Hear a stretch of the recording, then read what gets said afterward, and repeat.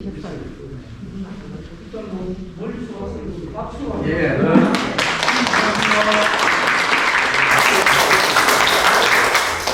저희들 공정경남은 그 이재명을 지지하는 경남 당원들의 모임이고, 현재까지 한 400명 정도의 당원들이 그렇게 들어와 있습니다. 그리고 이재명을 지지하시는 분들이 또 우리 우원식 의원님을 좋아하시는 분들이 많아서 오늘 또 특히나 좀 뜻깊은 시간이 될 것 같습니다. 여러분들 뵙게 돼서 아주 반갑습니다. 제가 좋아하는 말 중에 하나가 공정인데, 아예 공정을 맨 앞에다 넣어서 공정경남 이렇게 이름을 붙인 거 보니까 아주 서로 배짱이 잘 맞을 것 같아요. 이제 이번 그 선거를 치르면서 정말 깜짝 놀랐죠. 이게 작년 1년 전에 총선을 치르면서 우리가 정말 180석에 가까운 의석을 받고 뭐 틀림없이 다음에 대선 정권 재창출은 걱정이 없다 이렇게 생각을 했는데, 이번 선거 치르면서 저도 처음 봤어요. 서울이 25개구가 전체가 다 붉은색으로 이렇게 물드는 걸 한 번도 경험해보지 못했는데, 그런 걸 보면서 정말 민심이 우리한테 크게 떠났구나. 정권 재창출 걱정된다. 또 그거에 따라서 지방선거도 걱정된다. 우리가 전에 노무현 대통령 이후에 대통령 선거에서 지고 그 다음부터 한 10년 가까이 굉장히 고생을 했는데, 그때 느낀 비슷한 그런 불안감이 와서 처음에는 잘 못 일어나겠더라고요. 활동 바깥에 나가기도 좀 쉽지 않고. 근데 그런 과정에서 하루 이틀 지나면서 다시 우리 당원들 만나니까 길을 찾아야 되겠고, 또 길을 찾지 않으면 안 되는 거구나. 또 그런 요구를 하는 분들을 보면서 힘도 나고, 그래서 지금 이제 열심히 뛰고 있습니다. 저는 요번 일까지 포함해서 그렇게 봅니다. 우리 민주당이 4개의 기둥을 갖고 있는데, 첫 번째 기둥이 민주죠, 역시. 두 번째 기둥은 평화입니다. 이 민주와 평화라는 기둥은 민주당의 역사로 보면 정말 자랑스러운 역사고, 민주와 평화의 역사는 우리가 만들어 온 역사다. 이렇게 정말 자신감 있게 얘기해도 과언이 아니다. 그래서 우리 국민들 중에 민주와 평화를 사랑하는 사람들이 민주당의 지지자고, 민주당의 지지자들은 민주와 평화를 사랑하는 사람들이다. 이렇게 얘기해도 그건 맞는 이야기죠. 그만큼 이 2개의 기둥은 아주 튼튼한 기둥으로 서 있는데, 지금까지 시대는 그거 가지고 됐다고 생각합니다.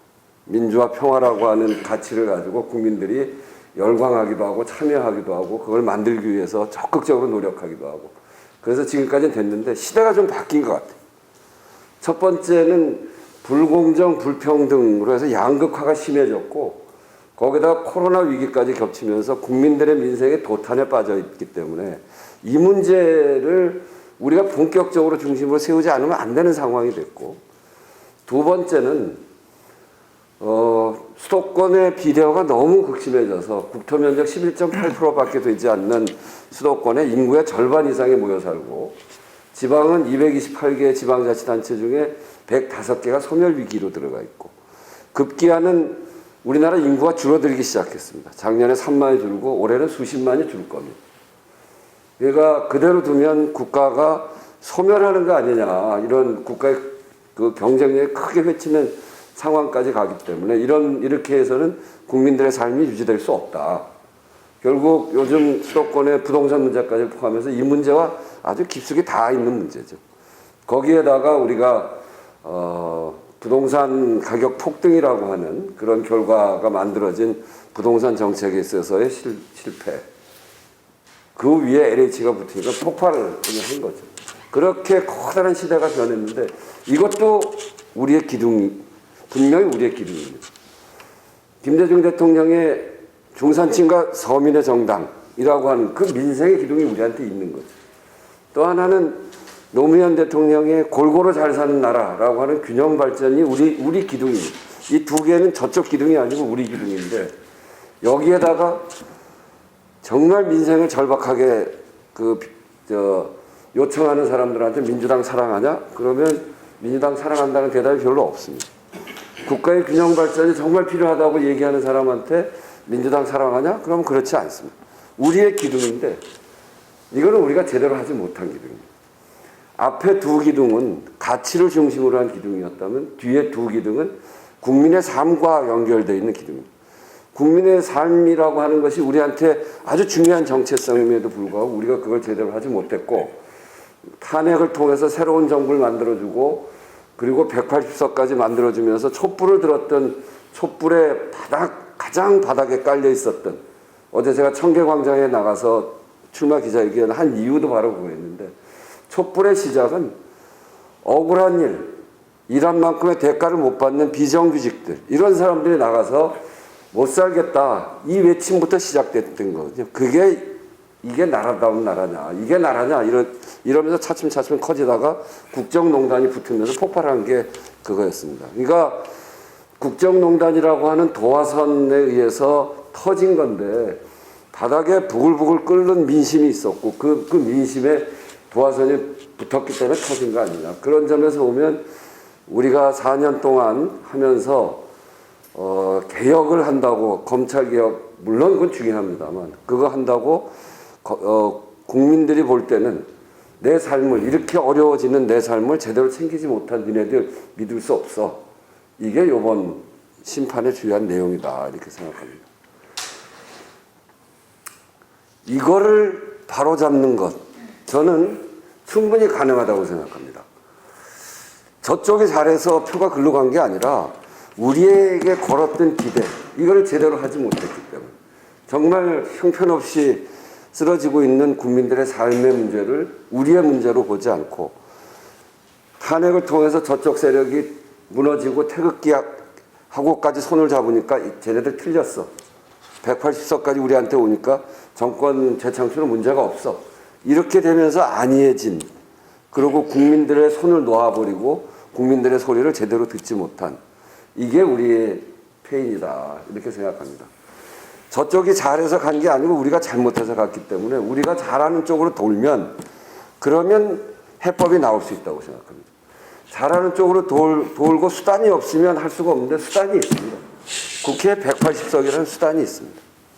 그러니까 국민들의 민생, 국가의 균형 발전, 이런 국민들의 삶과 직결되어 있는 그런 정책을 하나씩 찾아서 한꺼번에 왕창 세상을 바꾸겠다 이거는 아니고, 하나씩 법을 통과시키면서 우리의 기득권에 시달리고 있는 대다수의 국민들이 민주당이 우리한테 관심이 있구나 이렇게 생각하는 순간 다시 민심이 돌아올 수 있다고 생각합니다. 그 일을 이번 당대표가 해야 됩니다. 그래서 제가 어제 내건 슬로건이 민생으로 정면 돌파, 이렇게 슬로건을 걸었습니다. 저는 민생으로 정면 돌파해야 된다고 생각합니다. 이런 거 하자는 겁니다. 정규직과 비정규직의 차이보다 대기업과 중소기업의 차이가 더 벌어졌습니다. 중소기업의 일자리가 전체의 85%입니다. 이게 더 벌어져서 대기업의 비정규직보다 중소기업의 정규직의 삶이 더 어려워졌습니다. 그러니까 85%인 중소기업에 가는 걸 우리 젊은이들이 원치 않습니다. 경쟁이 더 심해지는 거예요. 그 격차를 줄여줘야 됩니다. 격차를 줄여줘야 되는데, 그거는 소위 이 대기업들이 중소기업에 대해서 수탈 구조를 갖고 있기 때문에, 그런데다가 이 중소기업들이 모여서, 하청받는 중소기업들이 모여서 하도급 단가 좀 올려주라 이렇게 모여서 이야기하면 공정거래법상 담합으로 걸립니다. 불법행위입니다. 말도 안 되는 거죠. 담합이라는 건 힘이 센 시장 지배력을 갖고 있는 사람들이 짜웅하는 게 담합인데, 힘 있는 사람들한테 중소기업들이 모여서 우리 거 좀 올려주라, 이게 어떻게 담합이에요? 이거 고치자는 겁니다. 하림 같은 닭회사에 닭 농가들이 숱하게 붙어 있는데 그 사람들이 모여서 닭값 10원 올려줘라, 이게 불법입니다. 가맹사업자들이 가맹본부에 대해서 불공정 행위를 고쳐달라 이렇게 하고 교섭을 해야 되는데 교섭권이 없습니다. 그러니까 그냥 무시합니다. 우리가 그 법을 만들려고 숱하게, 제가 하는 을지로위원회에서 그걸 숱하게 노력을 했는데 국민의힘이 받아주지 않습니다. 이제는 근데 할 수 있습니다. 그래서 이런 것들이 저는 민생 뉴딜 연대다 이렇게 생각해요. 미국이 1930년 대공황 전까지는 공화당이었습니다. IMF 때 김대중 정권이 처음 만들어졌듯이 대공황을 거치면서 민주당 정권이 처음 씁니다. 그게 루즈벨트입니다. 루즈벨트가 한 일이 뉴딜을 하죠. 뉴딜의 첫 번째는 재정을 확 풀어서 테네시간 개발 사업 등 SOC 사업 하는 건데 그건 딜이 아닙니다. 그런 사업을 한 거죠. 딜은 어디서 하냐면 북쪽에 공업지역이 확 초기 자본주의가 생겨서 공업지역이 확 생기는데 거기에 숱하게 많은 노동자들이 아주 노예와 같은 생활을 합니다. 그 사람들한테 노동조합법을 만들게 해주고 44시간 노동제하고 최저임금제하고 사회복지제도를 만들어줍니다. 그걸 하면서 그 사람들의 삶을 변화시키는 개혁을 루즈벨트가 한 거예요. 이 사람들이 다 민주당 지지로 돌았습니다. 노동자들과 사회적 약자들. 그리고 30년 집권합니다.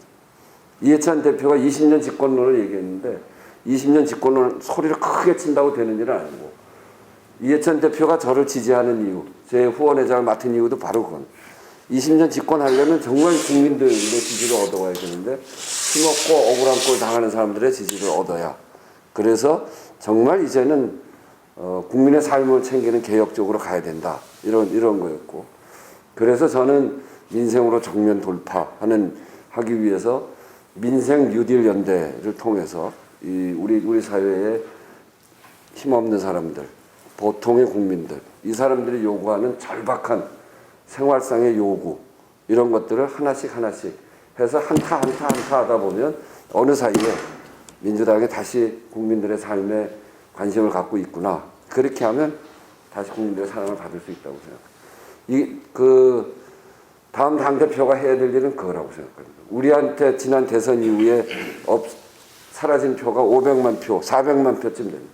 저는 이렇게 민생 뉴딜 연대를 통해서 한 500만 표쯤 당이 모으면 그 다음에 어떤 대통령 후보가 나와도 안정적으로 뒷받침할 수 있습니다.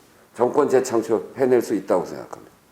그리고 그런 과정에서 이런 일에 대해서 정말 이해도가 높고 그런 분들이 점점 더 많이 나서고 그렇게 할 수 있도록 뒷받침을 잘 해야 된다. 그게 정권 재창출의 길이다 이렇게 생각하고 이런 일들을 최선을 다해서 해 나가겠다는 마음으로 이번 당대표 선거에 출마했습니다. 여러분들의 적극적인 관심을 부탁드립니다. 감사합니다.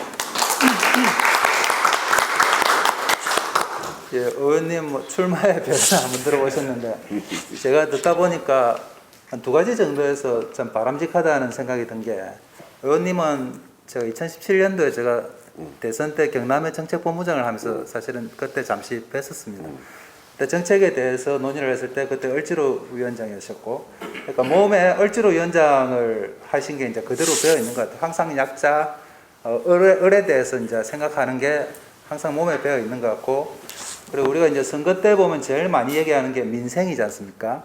그러니까 민생을 얘기하다가 좀 갑자기 적폐, 개혁 이렇게 좀 빙 돌아왔는데 의원님은 다시 그거를 민생으로 땡기겠다는 그런 의지가 아닌가 싶습니다. 그래서 쭉 말씀을 들으셨는데 우리 당원들 중에서 또 원식 대표님을 사실 이럴 때 아니면 만나기가 힘들어요. 만났을 때 또 궁금하신 게 있으시면은 한번 또 질문을 해봐 주시면 좋겠습니다. 네. 제가 먼저 스타트를 어디에 누굽니다 네. 정도 말씀을 해주시죠. 저는 창원 의창구에 정예철 전국 대의원이고 민주당 생활을 오래 했습니다. 그리고 제가 그때 을지로위원회 하실 때 창원의 소상공인연합회 의창구 부회장도 했고 네. 대외 협력이사를 같이 했을 때 아마 당에 가서 인사를 드리고 했습니다.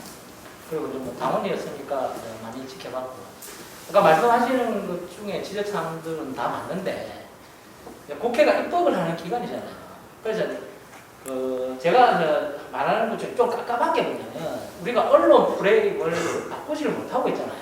우리한테 부정적이고 그러면 검찰 개혁을 하든 언론 개혁을 하든 이 프레임을 바꿀 수 있는 방안을 저는 해야 된다고 생각하거든요. 그러니까 검찰 개혁도 좋은데 거기에 너무 매몰되어 있으니까 우리가 삶이 어려워. 저도 자영업을 하는데 너무 어렵거든요. 코로나 시대에. 그런 프레임을 민생으로 돌리는 언론 프레임을 같이 가야 되는데 그럼 아예 검찰개혁에서 입을 닫고 내부적으로 시스템적으로만 하시던가 쏠리니까 민주당에서 그나마 민생 입법들을 하고 있음에도 홍보 효과라든가 이게 제로에 가깝다는 거죠.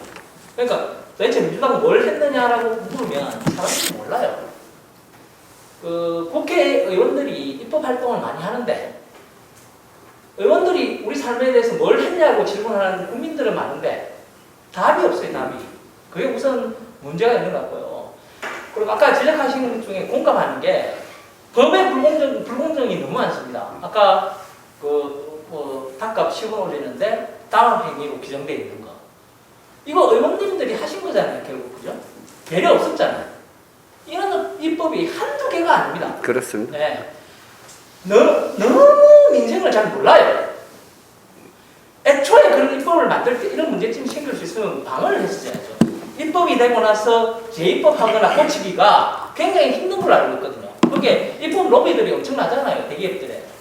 대표적인 게 지금 이슈의 쿠팡. 앞으로 고민하실 때 플랫폼 사업에 대해서 더 고민하셔야 돼요. 네, 그럼. 그에 대한 불공정이 지금 사회를 덮고 있어요. 네. 죄송한데 그게 대한 이야기는 짧게. 내가 정확하게 더 많은 이야기 하고 싶어요. 네. 그러니까 그런 거에 대한 공부를 좀 하셔야 되고 네. 쿠팡이 지금 하고 있는 짓거리도 보면 돈을 쌓아놓고는 상품 대금 결제를 바로 안 해줘요. 그것도 지금 불법이 아니라 하거든요. 그래서 상품 대금 업체는 수호하고 있는데 쿠팡은 그걸 가지고 지금 단가치기, 후려치기에 돌입해서 이마트하고 지금 경쟁을 하고 있고 그 다음에 뭐 상장을 해가지고 자기들 돈을 쌓아놓고 있죠. 대공해주는 업체만 주고 나가는 거죠. 이것도 또 하나의 불공정이거든요. 그러니까 우원식 의원님이 을지로위원을 하셨기 때문에 방향이나 모양들은 잘 알고 있는데 이 입법의 방향을 어떻게 잡아서 어떻게 할 것인가에 대한 고민은 저는 안 보이거든요. 제가 말씀드리면 언론이 민생개혁 입법 쪽으로 오게 만들어야 됩니다. 그렇죠. 그렇게 하려면 법을 뾰족하게 만들어서 타협하지 않고 가면 돼요. 그러니까 대표적인 게 우리가 그 김용균법 같은 거 네. 그때 우리 당대표가 와가지고 하니 김용균 어머니 그런 말 했잖아요. 이거 왜 안 되냐? 야당이 반대시켜서 말도. 근데 어떻게 했습니까? 김용균 어머니. 그러면 검찰개혁 입법은 170, 180석으로 밀어붙이 통과시켜놓고 이건 왜 안 하느냐고 반문하니까 할 말 없는 거잖아요. 왜 그렇게 하느냐고요? 죄송한데 따지는 아니 시간은 그러니까 아니 의원을 대표해서 끌어야지. 아니 그러니까 아까 얘기했던 담합법은 그거는 우리가 만든 법이 아니에요. 국회의원 다 똑같은 국회의원이 아니라는 거예요. 그렇게 만들어 놨어요. 이거 전경련, 경총 이런 데가 로비도 하고 그래서 저쪽 사람들 숫자가 많을 때 그렇게 만들었어요. 그럼 우리가 고쳐야 됩니다. 고쳐야 되는데 그거를 우리 당이 180석이 아니고 소수일 때는 고칠 방법이 없었고 이제는 고칠 수 있어요.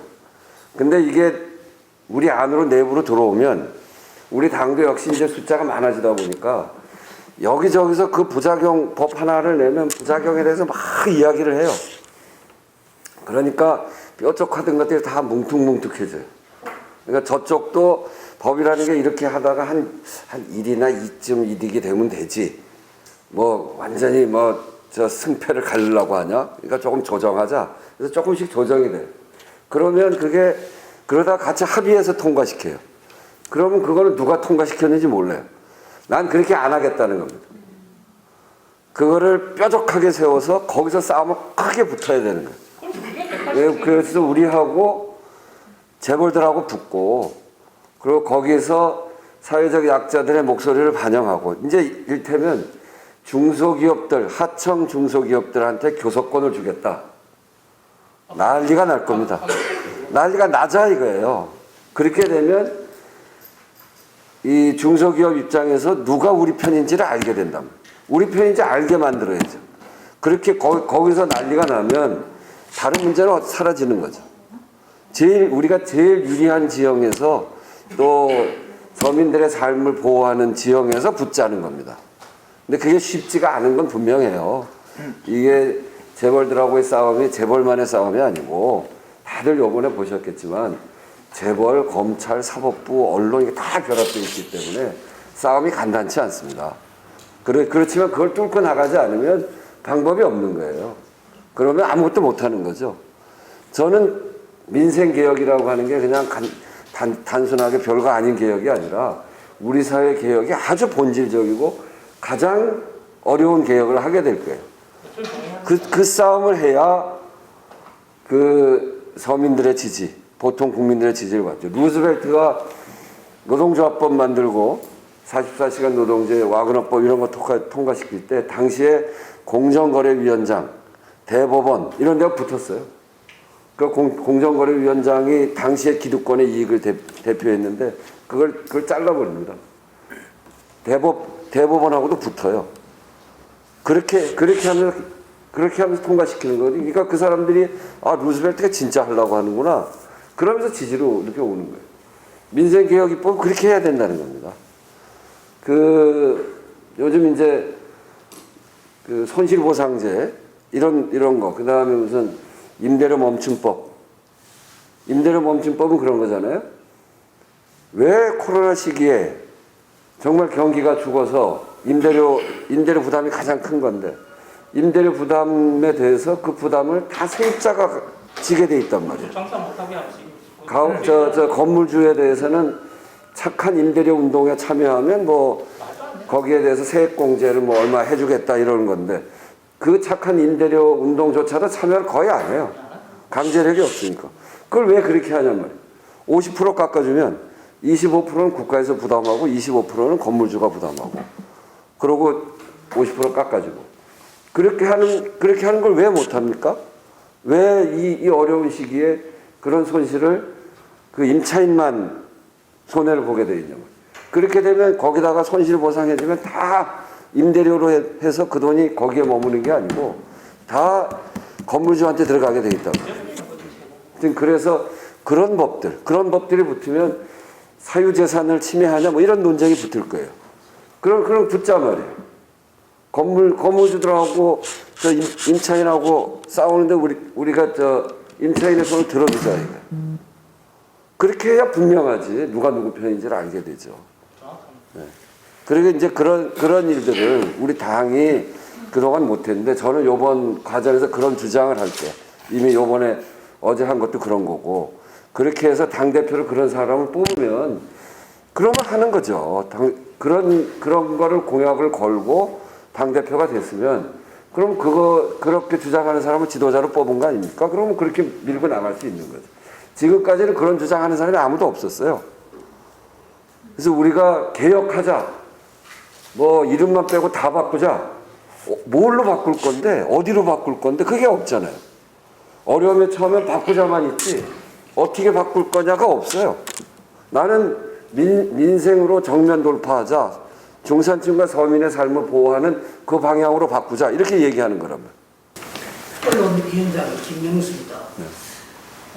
일단 뭐 대표님이라고 정하겠습니다. 또 생각대로 말하는 대로 되기 때문에 대표님한테 저는 중소기업을 좀 하는데 10개 중에 6개 문을 닫았습니다. 4개도 연년해가 갈 정도입니다.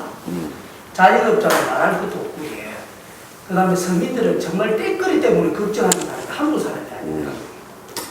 그래서 이번에 어쨌든 간에 저희들 대표님으로 밀어드릴 거니까 아까 이야기 민생 좀 챙겨주시고 그 다음에 그런 일을 또 제일 잘하실 분은 우리 이재명 지사님인 것 같고 그래서 대통령 만들어주시고 그리 부탁을 드리겠습니다. 네, 하여튼 우리 을지로위원회에 같이 했던 맹장들이 있어요. 저 재윤경, 이현욱, 조영민 이런 사람들 거기가 있어요. 이재명 있어요. 그래서 그런지 제가 주장하는 바하고 되게 비슷해요. 그래서 제가 얼마 전에 이해충돌방지법 그건 타협 없이 4월 국회 안에 통과시켜야 된다 이렇게 썼더니 이재명 지사가 거기다가 그걸 그대로 옮겨가지고 우원식 의원 말이 맞습니다 이렇게 썼더라고요. 어쨌든 당 대표가 되면 가장 중요한 거는 당을 분열 없이 이끌어가는 게 가장 중요하니까 저의 그 기본은 공정하게 한다는 게 기본입니다. 그리고 그 다음은 알아서도 생각하시면 될 것 같습니다. 우리 정 대표님은 이제 소상공인협회에 계시고 또 우리 언론위원장님은 중소기업을 하시니까 두 분의 의견이 그 뭐 그룹의 의견이다 이렇게 들어주시면 될 것 같습니다. 혹시 또 우리 뭐 여성분들 중에서 또 궁금하신거나 이런 거 없으신가요? 많은가 보네요. 네, 많이 만들어놨고, 예. 경남 양산의 지역구고요. 공정 경남 여성위원장 신명주입니다. 먼저 이렇게 만나 뵙게 돼서 반갑습니다. 그 우원식 의원님께 질문을 드리고 싶은 거는요. 다른 송풍 후보와는 좀 차별화되는 우원식 당 대표 후보로서 어떤 점을 부각시키는지 팩트 있게 좀 간단하게. 그러니까 그거는 저는 제가 생각하는 개혁의 방향이 있죠. 민생으로 가겠다. 그게 다른 사람하고는 차이가 나는 겁니다. 다른 사람은 그냥 여러 가지 중에 하나로 그냥 이렇게 하는데 저는 지금 이 문제의 가장 본질은 국민들이 먹고 사는 문제라고 생각해요. 먹고 사는 게 너무 불편해. 너무 불편한데 왜 검찰개혁 좋다. 그러니까 빨리빨리 하고 끝내지. 뭐 이렇게 오래 끄냐. 우리 먹고 사는 문제는 왜 살펴봐 주지 않냐. 우리가 이렇게 오랫동안 얘기하는데 니네 왜 우리 얘기 안 들어주냐. 이 새끼는 오만하구나. 니네 그냥 될 줄 알아? 이런 거 아니겠어요? 결국은 이 문제의 가장 큰 본질은 국민의 먹고 사는 문제에 대해서 민주당이 집권 여당으로서 관심을 갖고 그 문제를 풀어가려고 집중해야 된다는 생각이에요. 아까도 제가 얘기했습니다만 시대가 좀 변했어요. 양극화, 코로나 이걸 거치면서 민생 문제가 이제 도탄 정도 수준에 와 있단 말이에요. 그러니까 민주화 평화라고 하는 기둥만 가지고 안 되는 시대가 된 거지. 이것만 얘기하면 너무 우리 국민들 먹고 살기 이렇게 어려워졌는데 그러니까 민생이라는 기둥을 튼튼하게 세워야 되고 또 하나는 이 균형 발전 문제도 그거에 못지않게 중요한 상황이 돼서 저는 국민의 삶을 변화시키는 개혁 쪽으로 집중하겠다. 그게 아마 가장 큰 차이일 겁니다. 하여튼 처음부터 인사말부터 계속해서 이제 민생을 강조하시죠. 다른 분들 만나면 바꾸자고 하는데 어떻게 바꿀 거냐 이렇게 한번 물어보세요. 사무장 민수입니다. 저도 지금 지역구의 마산 해영구의 을지킴이 위원장을 맡고 있습니다. 을지킴이 하는 사람 무조건 좋아. 그분보다 저는 지금 저희 민주당의 민주당원들의 문제를 저는 좀 말씀을 한번 드리고 싶은 게 실질적으로 저희들이 선거를 통해서 계속 분리가 되고 집권했던 그룹들은 그 집권 그룹을 놓지 않기 위해서 항상 기득권을 지으려고 하고 있고 그런 부분에 있어서 사실상 말 그대로 저희 이재명 지사님을 지지하는 그룹 입장에서는 이재명 지사님이 대통령이 되는 게 주목적이다 보니까 되었을 때 지금의 여러 번 해왔던 민주당의 여러 번의 이제 집권에 있어가지고 끝나고 나서 우리 민주당원들을 취합을 하지 못하고 있습니다. 그리고 다음 선거로 들어갔을 때 정말 비교를 하면 참 부끄러운 이야기인데 저쪽 통진당 쪽 사람들은 어쨌든 뭉쳐는 봅니다. 그런데 우리는 분리되는 것을 제가 보는 개인적인 사견으로는 분리를 시키고 있습니다. 나의 그룹이 가져가기 위해서. 그런 부분에 대해서 우리 대통령께서는 어떤 방향을 좀 제시를 하실 수 있는지. 예. 원래 우리 당이 저쪽보다 훨씬 더 단결을 잘하는 독재 시대를 거치면서 정말 단결해서 싸웠고 촛불하면서 정말 단결해서 싸웠고 그래서 여기까지 온 거죠. 우리만 단결한 게 아니라 국민들이 그때그때 우리나라 국민들 정말 민주주의를 세우기 위해서 그때그때 희생을 다 치러가면서 우리의 지지자들 민주화 평화를 사랑하고 뭐 이런 사람들이 단결력은 훨씬 높아요. 근데 이제 지금 얘기하시는 그런 부분에서의 갈등들 그게 그런 게 있잖아요. 갈등의 요소를 강조해서 보기 시작하면 아마 당이 깨질 겁니다. 그게 가장 미련한 짓이죠. 같이 갈 수 있는 요소를 찾아내야 돼요. 그래서 같이 가게 만들어야 돼요. 저는 그게 민생이라는 거예요. 근데 내가 요번 이제 나오면 다 물어보는 게 몇 가지 있어요. 조국 사태를 어떻게 보느냐. 그렇죠. 강성 지지자를 어떻게 보느냐. 친문 비문 또 이재명을 어떻게 보느냐. 이런 거예요. 넌 친문이냐 비문이냐 이런 걸 물어. 이거는 다 갈라지는 요소예요. 그거에 대해서 다 하나하나 대답하기 시작하면 그거는 갈라지는 거예요. 견해가 완전히 다르니까. 그런데 우리가 같은 게 있어요. 우리의 정체성, 민주, 평화, 민생, 균형 발전 이런 우리가 갖고 있는 큰 정체성은 갈라지지 않아요. 그거는. 그럼 그걸 강조하면 되거든요. 근데 우리한테 주어져 있는 정체성, 갈라지지 않는 정체성 중에 국민들이 가장 절박하게 바라는 요구, 이거는 민생이거든요. 이거를 집중적으로 끌고 가면 거기에 누가 더 효과적으로 복무하느냐, 누가 더 효과적으로 그 일을 하느냐, 그게 지도자가 되는 거 아니겠어요? 당이 그러고 뒷받침하고 그런 과정에 국민의 사랑을 다시 받기 시작하고 갈라지는 지점을 어떻게 할 건지를 계속 논의하고 그거는 언론의 프레임입니다. 언론들이 계속 물어봐요 저한테. 저는 그 대답을 별로 안 해요. 조국 얘기를 해서 나도 갖고 있는 생각이 있고 국민들 안에 여러 가지 비판이 있는 것들을 따갑게 우리가 들어야 되는데 하나하나 갈라서 거기에 책임을 묻는 방식으로 가면 안 된다. 강성 지지자들 문제들에 대해서 어떻게 생각하냐. 강성 지지자들도 우리 당의 진심 당원이다. 거기에 가짜들이 껴가지고 공격하는 거 그건 안 되는 거지만 그 큰 흐름은 정권 재창출하자고 하는 사람들이고 그런 사람들인데 거기에서 욕설이나 과도한 표현 그거는 우리의 분열을 획책하는 세력들한테 빌미가 돼서 적절치는 않다. 그런데 이것을 갈등으로 끌고 가지 않는 유일한 길은 국민 모두가 절실히 요구하는 민생으로 당이 방향을 확고히 틀을 때 그거는 별 문제가 아닐 수 있고 그 동력을 이 민생을 통해서 국민의 사랑을 회복하는 동력으로 바꿔낼 수 있다. 그렇게 얘기를 하죠. 난 그렇게 가야 된다고 봐요. 예. 그러니까 어쨌든 사안마다 이거를 옳고 그르고 이분법으로 가르는 거는 계속해서 갈등만 생긴다는 거죠. 예. 그래서 난 아예 저 강성 지지자 문제 어떻게 볼 거냐에 대해서 아예 써갖고 다녀. 그대로 읽어서. 정답. 그 바보 같은 짓이거든요. 예. 네. 예, 우리 윤영애.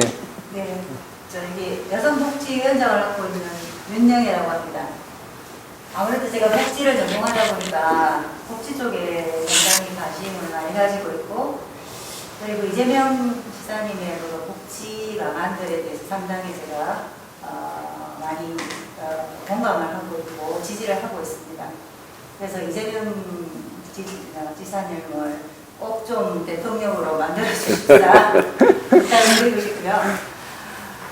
그리고 우리 원식 대표님도 보니까 약자, 장애인 이런 분들에 대해서 상당히 감수성이 많으시더라고요.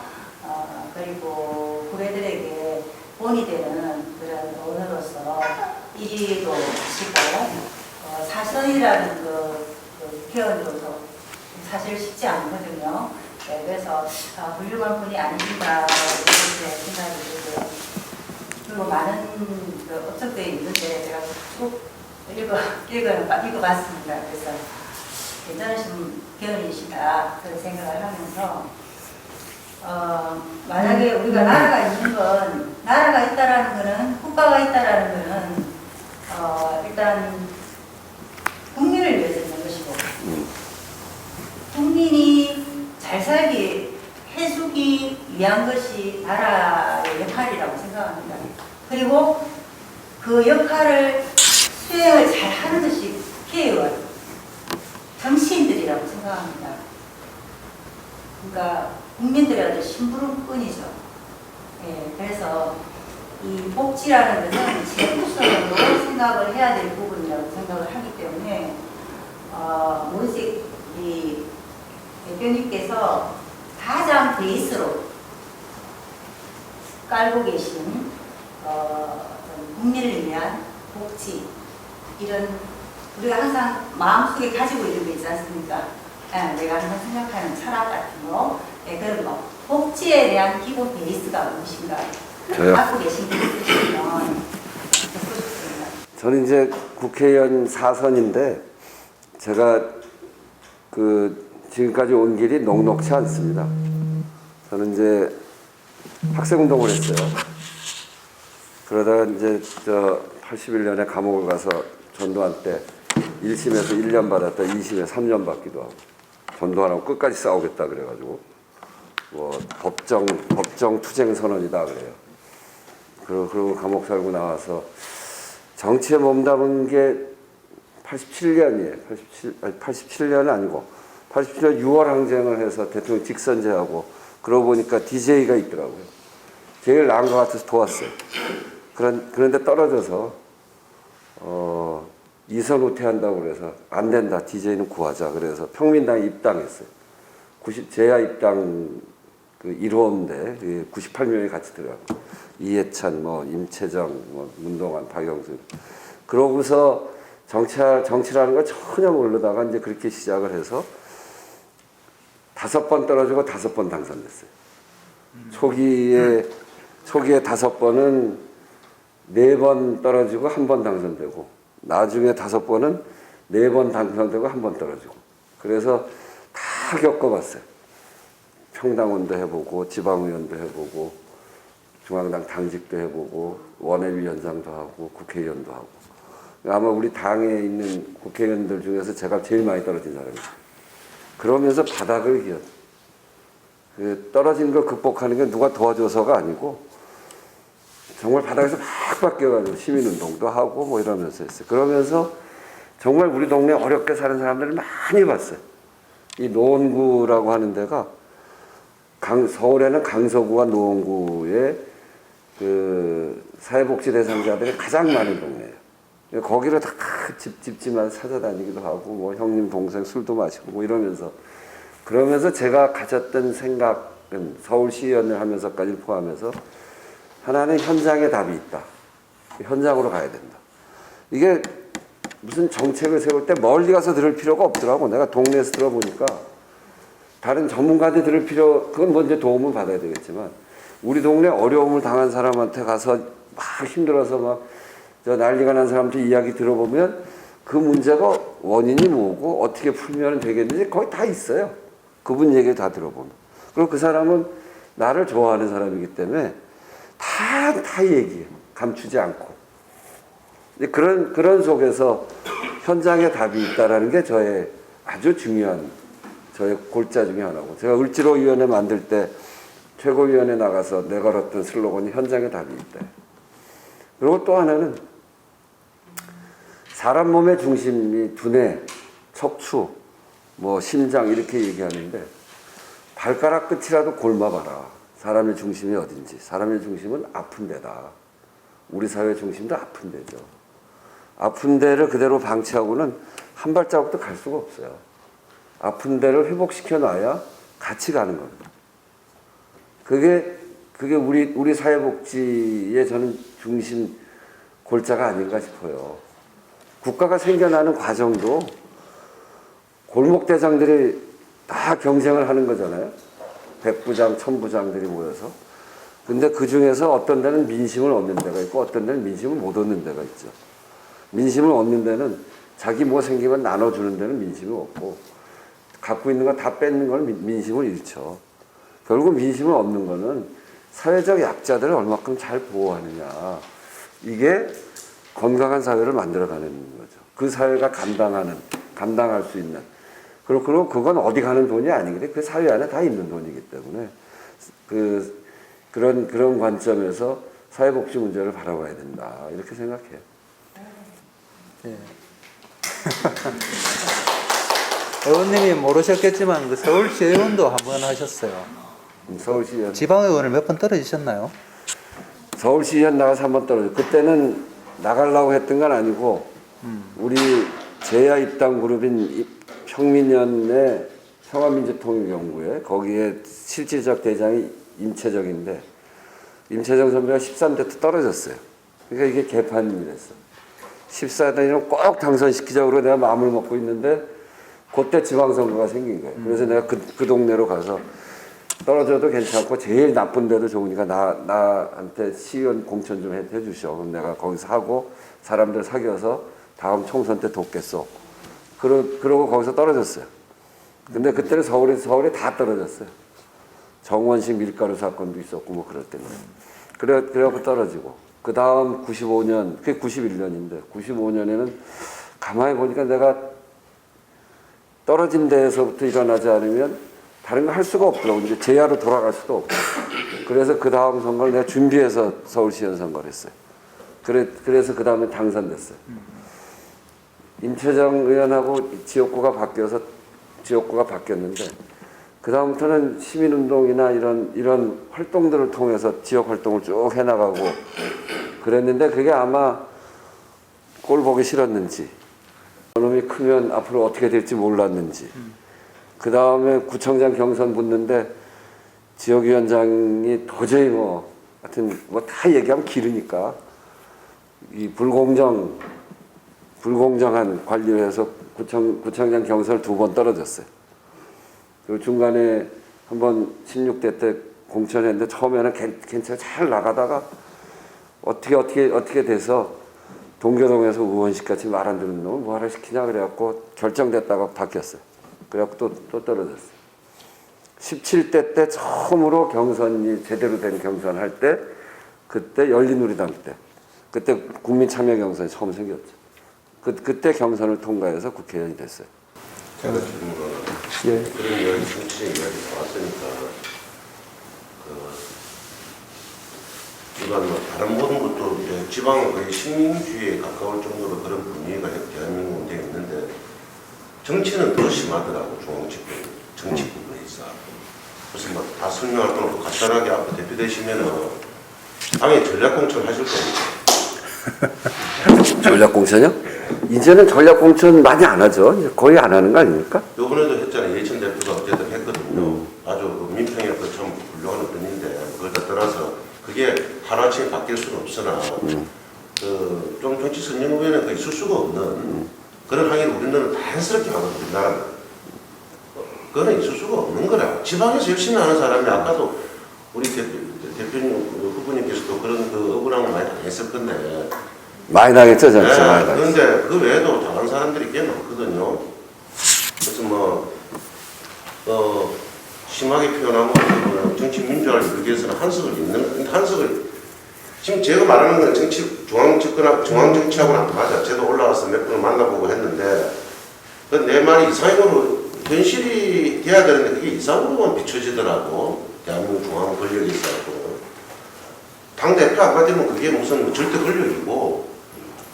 건의는 있을 수 있으나, 그래도 아까 참 민생, 공정 이런 걸 해서 너무 이제 그래서 동감이 되는데, 그 쉽게 말해 기회를 한번 줄 수 있어야 되는데, 깡그리다 무시당하는 경우가 많단 말입니다. 네. 그런 부분이 굉장히 이제 제가 뭐 조금 나이가 있으니까 그렇지만 젊은 사람들은 마음의 상처를 깊이 받지 않겠나. 뭐 거기서 또 이게 나가야 된다고 말하면 할 말은 없어요. 가장 중요한 그 지역에서 남들은 어떤 형태든 경선을 해서 공정하게 해서 하는 게 맞다고 생각하는데 거기에 대해서는 그건 절대적으로 그렇죠. 제가 구청장 경선 나가서 할 때 그때는 룰이라는 게 없었어요. 지역위원장이 정하는 게 룰이었어요. 어떻게 정했냐면 우리 당의 선거인단으로 들어갈 사람들 다 모아와라. 그래서 다 모아갔어요. 그러면 거기서 그걸 다 섞어가지고 500명 선거인단을 뽑겠다 이렇게 했는데 제가 가져간 거는 제 대리인들이 갔을 거 아니에요? 웬 깡패 같은 놈들이 가져왔다. 그래서 이건 빼겠다. 그러고 제가 가져간 걸 안 넣어준 거예요. 그래서 이걸 해야 돼? 말아야 돼? 갑을 두 개인데 을은 임채정 의원 지역은 내 걸 받아주고 후보가 3명 나왔어요. 여기 하나 나오고 여기 하나 나오고 저도 여기인데 저는 양쪽을 다 잘하는 그리고 여기다도 넣고 여기다도 넣는데 여기는 임채정 의원은 받아줬고 또 거기에 있는 다른 후보 것도 받아주고 그래서 500명 뽑고 여기는 하는데 내 거는 안 받아주고 그쪽 사람만 가져온 것만 하고 500명 뽑았어요. 그래서 그런 경선을 하면 안 되잖아요. 근데 내가 다른 사람들보다 훨씬 경쟁력이 있다는 오만함이 있었죠. 그래 그냥 했어요. 처음에 막 싸우고 그러다가 이게 도대체 이런 불공정 막 싸우다가 했는데 2표 차이로 졌어요. 그러니까 그건 말이 안 되는 거지. 근데 결국 그렇게 하다가 그 지역위원장이 결국 날아갔어요. 이 반발의 부닥쳐. 생기기 위해서 그러니까 그래서 이제 지금은 그래도 문재인 당대표 시절에 개파를 없애달라. 개파는 어디서 생기는 거냐면 공천 때문에 생기거든요. 그때 김상곤 혁신위원회를 만들어서 제가 현역 중에 제가 한 사람 들어갔는데 거기서 만든 게 시스템 공천이에요. 선출직들에 대해서는 평가를 하고 그게 이제 처음 그때 생긴 겁니다. 이제 2번 했죠. 2번. 총선으로는 2번 했어요. 지방선거는 요번에 하면 2번째일 거예요 아마. 이제 그렇게 하는데 그건 기본은 시스템에 맞춰서 시스템 안에다 놓고 하는데 기본은 경선하는 거죠 지역에서 공정한 룰에 따라서. 예, 참고로 말씀드리면 우리 임재춘 이사장님은 총선 때 또 양산을에 출마했었는데 김두관 의원이 떨어지면서 뚝 떨어져가지고 그게 이제 불공정이잖아요. 저 같은 경우는 2018년에 도지사 출마를 했는데 또 김경수가 뚝 떨어져요. 예, 그랬었습니다. 뭐 지역에는 좀 그런 일들이 다반사해서 그런 부분을 좀 잘 챙겨주시면 좋겠습니다. 그리고 예, 마지막으로 해도 되겠죠? 마지막 질문으로. 예. 오늘 뭐 아주 뜨끈뜨끈한 토론이야. 저는 문화예술 교육을 하고 있는 정은입니다. 그 한 나라의 정체성과 이 정신의 뿌리를 있는 게 문화와 예술인데 대부분 나라에서 경제적인 위기가 오거나 문제가 됐을 때 문화예술 쪽에 예산이 제일 먼저 삭감이 되는 것 같아요. 그래서 혹시 당 대표가 되시면 특히나 문화예술은 큰 공연단체나 큰 단체들이 거의 기득권을 가지고 있고 작은 개인의 어떤 문화인들, 예술인들이 실제적으로 이 코로나 시대 너무 어려운데도 불구하고 이 혜택이 오는 건 참 작은 것 같아요. 혹시나 당대표가 되시면 문화예술인에 대한 어떤 정책은 어떻게 구상하고 계시는지 궁금합니다. 이게 김구 선생이 내가 가장 갖고 싶은 나라가 문화강국이잖아요. 문화강국이라고 얘기했는데 그렇죠. 근데 이제 그게 그런 이제 예산을 지원한다거나 이런 점에 있어서 아직까지도 실제로 우리 사회가 그렇지 못한 거죠. 문제가 생기면 가장 먼저 줄이는 예산을 그렇게 하고 또 문예진흥원이나 이렇게 해서 그 예산을 지원할 때도 힘센 단체들 중심으로 이렇게 구성되어 있고 그걸 꼼꼼하게 들어가게 하는 그런 거. 또 요즘 코로나 시기에 보면 문화예술 쪽에 이 타격이 제일 심하잖아요.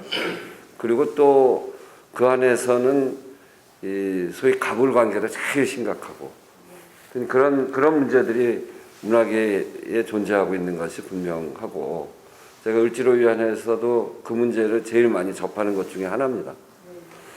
제가 그거를 하나하나 어떻게 다 이야기하기는 좀 어렵고 그런 의견들을 이렇게 당대표가 되면 그런 의견들을 수렴할 수 있는 논의 구조는 만들려고 해요.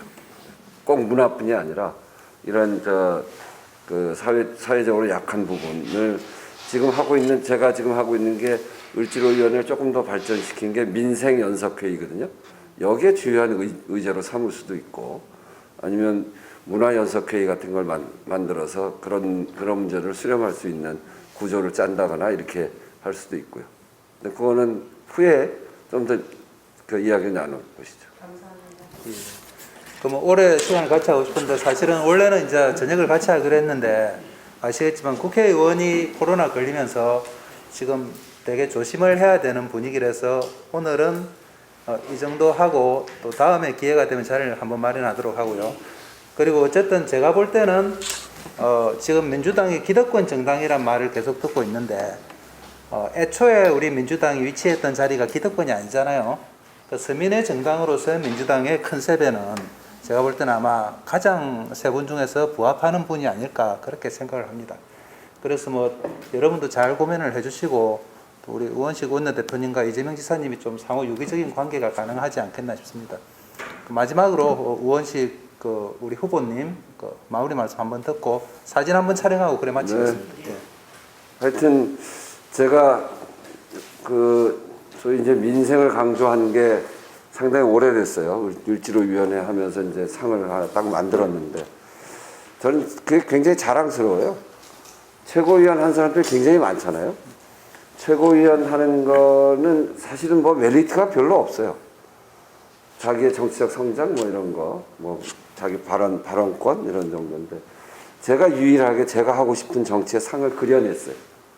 이제 특위로부터 시작해서 여기까지 왔는데 그거를 요번에 정말 정면으로 해보고 싶습니다.